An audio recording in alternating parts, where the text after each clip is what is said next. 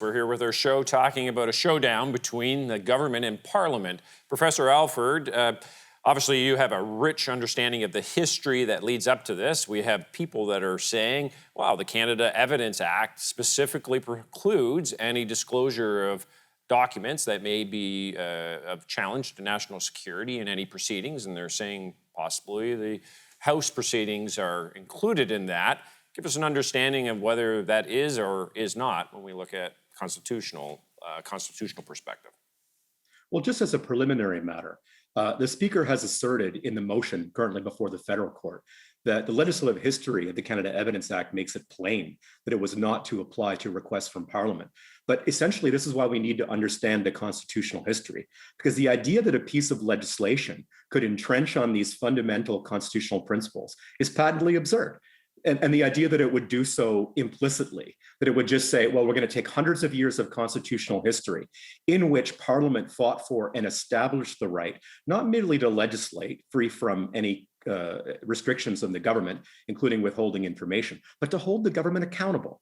That this is all about the struggles in the 17th century to achieve the sovereignty of Parliament. And the idea that just in passing the Canada Evidence Act and including one provision which applies to quotidian matters, just everyday production of evidence, that would somehow hamstring Parliament in its fundamental constitutional function is patently absurd. Okay, and so you're referring to 17th century history. Like, what is the history that was fought for, and what is that really? How does that translate to today? It's interesting because the argument is always about national security.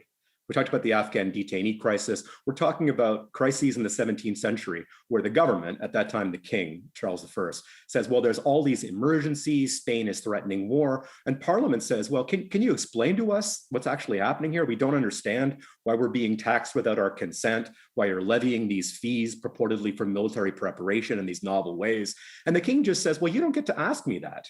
Right? This is super secret stuff, right? And what we say national security now, in the past, it would have been extraordinary prerogative, things of that nature.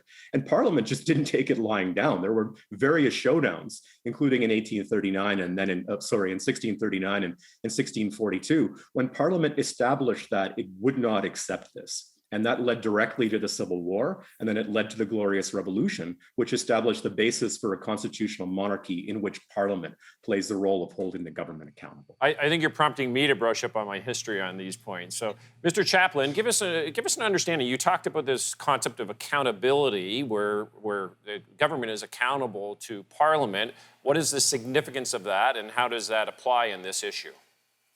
It applies because the government has to always have the confidence of the House, and which means the government's legitimacy comes from the fact that the House of Commons has said, we give you the authority to govern, but we also retain the ability to hold you to account, because we have to be able to demonstrate confidence. Well, if there are things that the government can hide from Parliament, essentially, then there becomes an area for which the House cannot hold the government to account. Or how does the House hold the government to account when it can't see those things that it needs to see?